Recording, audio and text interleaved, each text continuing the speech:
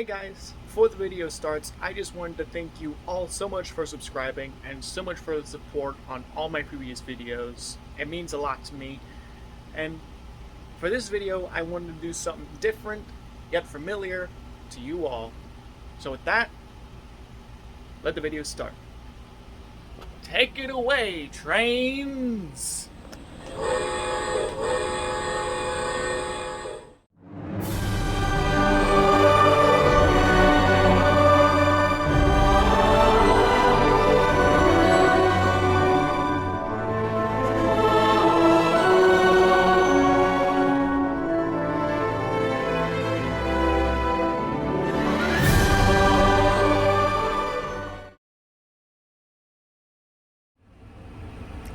Hey guys, and welcome to the video.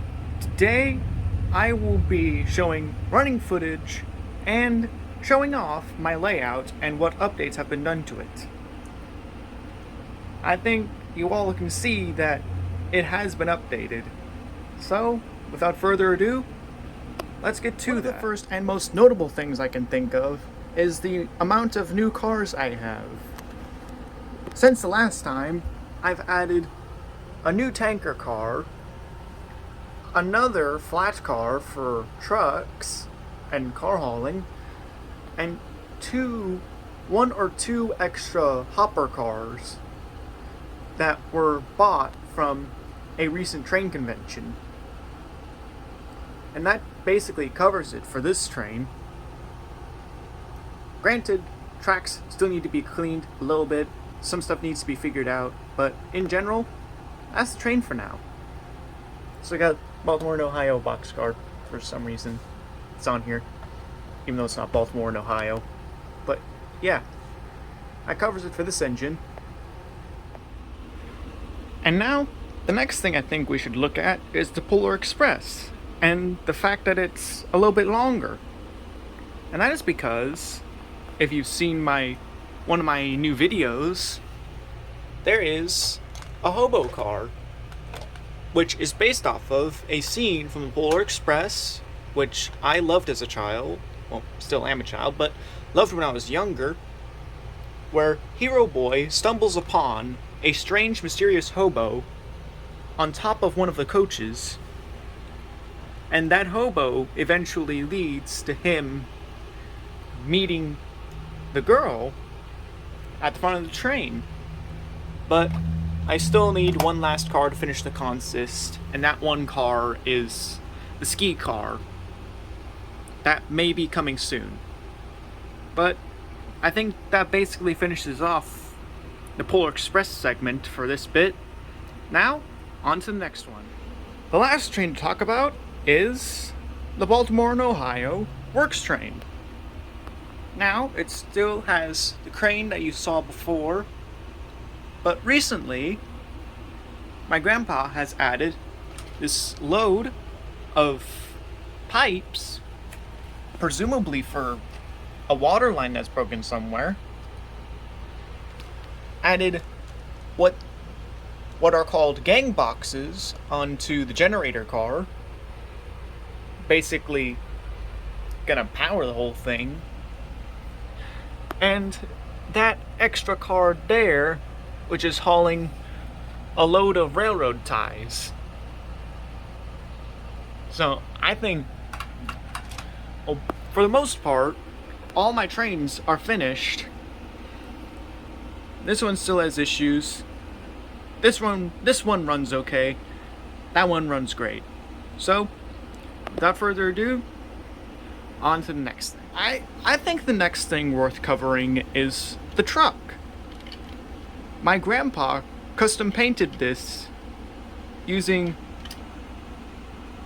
one of the exact same trucks that are on that flatbed, and it turned out beautiful. Chrome's still there, matte paint looks great, very little blemishing, overall just a great custom paint job. Beautiful truck. Beautiful, beautiful truck. Now, on to whatever next. I figure next thing to talk about should be the dealership. This is a Chevrolet dealership, packed full of cars. Got your Camaro ZL1, which we presume is the owner of the place. Got the 15 SS. I like the paint job on it. The color's nice. Got an old 50s Corvette. This beautiful beast. Lovely paint job. Great wheels. An old 63 split window. I love this. Then a beautiful boat. Best way I can describe this is boat. But a very beautiful boat at that. And on the inside, you can see there's a light in there, but there's also a Camaro. A first gen SSRS, painted yellow with black stripes. Now if this reminds you of anyone, you should know, because it is Transformers accurate, besides the generation. But paint job is Transformers accurate, and I personally think this is one of my favorites.